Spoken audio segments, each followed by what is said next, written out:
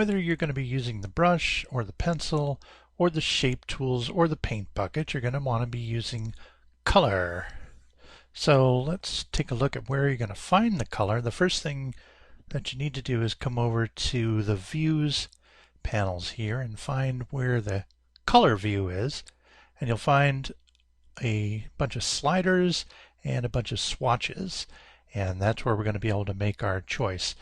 When you have a brush, for example, you can brush with whatever the current color is. You'll see that says current color. If you want to change the color, you can come down to your swatches, pick a new color, and then paint with that, or use it with your paint bucket. There's a whole variety of all the different tools that you can use. This is where you're going to be picking your colors. Now obviously you're not going to be stuck with just the few colors that we have down here. You could pick any color that you want by double clicking on this swatch up here, which is called the current color swatch. If you double click on that, it's going to bring up a color picker, and with this color picker you can go ahead and choose any color that you want. You'll also notice as I do that we have sliders for the colors as well that you can use to pick your color. You have the hue, saturation, and the value. And since I have both of these pickers up, you can see how they interact with each other. They're just showing the same information in slightly different form. So in addition to these three sliders, the hue, saturation, and value, if you're used to picking your colors by RGB methods, you can choose the RGB sliders, and you can also enter in figures yourselves if you know the exact numbers that you're looking for. Bottom line is you can pick any kind of color that you want, and once you have the color chosen that you want to use, the key then is to click on this plus symbol, and it will add it into your color bin here as a swatch. Now another way to view these colors instead of swatches is to click over here on this little menu button and unclick the swatch mode, and this way it shows you all the same colors, but it shows you them with names now. And you can use this to double click and give each color a name. For example, it may be part of your character's uniform, so you can type a name called uniform, and that way you're always going to be able to remember what that color is for if you want to use it. So what's nice about these colors is that even if this is the current color and you start to change things, you're painting and getting different colors, trying different things out, well, if you look, your original color hasn't changed. So that's very good if you're keeping a standard kind of color scheme in your artwork. So let me go back to swatch mode because it's a little bit easier to see. You have control over the opacity of the colors as well.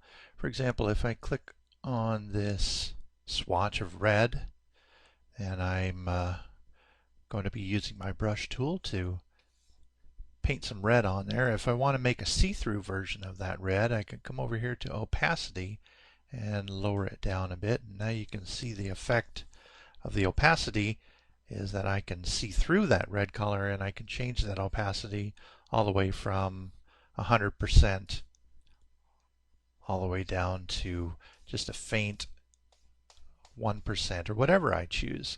And the more transparency that these strokes have, the more kind of overlap effects that you will see. But these are using opacity and colors can be really helpful under a number of different occasions. You can control the opacity also on the other more detailed color wheels. You'll find that under the section of alpha. So for example, I'm going to take that same color, maybe I'll manipulate a little bit in this dialog box here, but you can, in addition to that, you can change the transparency by scrolling down the alpha. If you look, as I scroll down the alpha from 255 to 0, it's analogous to the change in opacity that's over on the color view from 100 to 0. So those are basically they're different methods of accounting for the same thing, just in the same way that you have RGB and HSV. They're different ways of describing a value, and with this program you have the choice of both. And that choice also comes into effect when you're using the multi-wheel mode. So up until now we've seen the most basic color picker here in the color view. After we've double tapped on our current color, we can see the new color picker, but there's also multi-wheel mode, which gives you just a whole expanded range of choices, and you'll want to experiment with these. But what you can see here, to make it simpler, is that you have three different things to see. You can see an undo list, which shows the most recent color choices that you've picked, so that you can kind of go back to checking out some ones you may have tried before. There's what's called the HSV wheels, which control the hue, the saturation, and the value of whatever your current color is. So for example, right now it's this purplish color. I can control the hue only by sliding here. I can control the saturation only by sliding here, and watch over in this area, because you'll always get to see your current color contrasted against the variations that you're making right now. So that's what this HSV wheels is. And then there's RGB wheels, which gives you the choice of making those changes based on the red and the green and the blue content of these little blocks here. And what's interesting about this, so in the red, when you're changing the values in this little box, you're basically changing everything but the quality of the red hue. So you're adding or subtracting green and blue. So when you're in the green section, everything you do here is going to add or subtract other colors to the green hue. It's a whole magical world of color. Whenever you want to go back to single wheel mode, you could just click here, brings you back to single wheel mode, or you can just click out of that entirely. But I want to show you now a super useful tool, which is the dropper tool. So anytime you want to sample a color instead of trying to figure out what color it was, there's a little dropper tool here, and you just click on that dropper, and any place you go in the entire interface you can pick a color. Like there's that C, and boy, I really like that C, so the blue of that letter. So now I want to make sure that I save it into my bin. And over here on the color view, that's the way that anytime you have a current color and you want to save it, you can click the plus sign and it will add it to your, basically to your permanent library of colors. I say permanent because they're not going to change as long as they're in here, but you can still delete them if you want to. So that's the dropper, which is really super helpful. What's really exciting though is that this dropper will work on any kind of imported art that you've done too. So I imported this image, which was a painted image that I did in a completely different program. You can bring in all kinds of images, from photographs to drawings, or any kind of image that you've created outside of the program, and you can import it into Toon Boom by using the import functions, which we cover in a different tutorial. But in the meantime, I wanted to demonstrate that using the dropper tool, you can sample colors like this red directly from the artwork that I've imported, so that I can match it up. So I like that red, and I just captured in my current color. So I'm going to add it to my bin. I'm also going to take a sample of this sky by clicking on the sky with the dropper. I like that color, so I'm going to again add it to the bin. If I wanted to, instead of pressing the plus sign, I could right click on the swatch area and just click new color swatch, and it'll do the same thing. I could achieve the same effect by coming over to this little menu item, clicking on that, and press new color swatch. So there's a variety of different ways to create a new color swatch in your set there. We can also create and use gradient swatches, like you see here, a color that blends from one color into another. Those are presets that we can create. And I will show you how. We'll double click over on this current color, and instead of creating a normal solid color like we've been doing, you can see that this button here indicates solid. We're going to create a gradient, which gives us a choice of something that blends from one color to another color. So you can see that this little square will indicate that we're picking the first one, the first side of our gradient. So let's say I want to make something that goes from green to black. So for the other end, I'm going to click here, and then I'm going to choose a very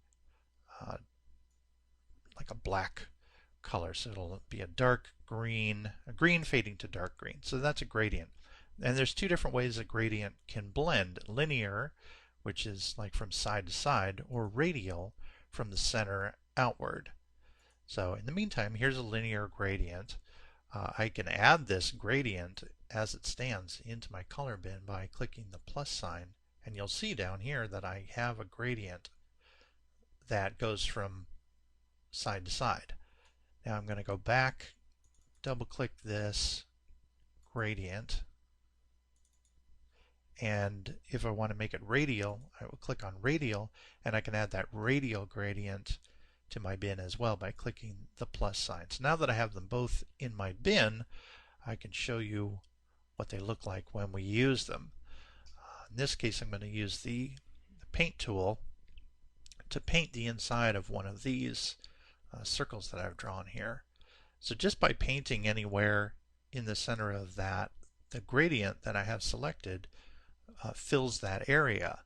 The way that this paint tool works is going to be discussed in its own separate chapter, but just to show you how the gradient can work, I'm now chosen the linear gradient, and I will paint that inside that section, and it just totally fills the area that I have chosen. So once again, I can do the radial by painting inside there. There are actual further manipulations that you can do to these gradients. You can add you can determine where along the scale those gradient colors blend. So whether if you want more lightness than darkness, you could be moving that. You can also, get really nuts on this. If you click again underneath here, you could pick a third color, and you could continue to add extra details to your gradients, but usually they don't look very good if they have lots of different colors in them. It's usually a good idea to keep it simple, but you have the possibility there of adding all kinds of rainbowy effects, and I would add that just as easily to my bin. And then if I wanted to, I can brush with it just like any other gradient. You can use it as a brush, or let me just make a simple shape that I will now fill with the paint tool. So any one of these gradients, if I'm just using a regular brush, you can brush with it, whether it's a linear gradient or a radial gradient. They will both work with brushes and with fill colors.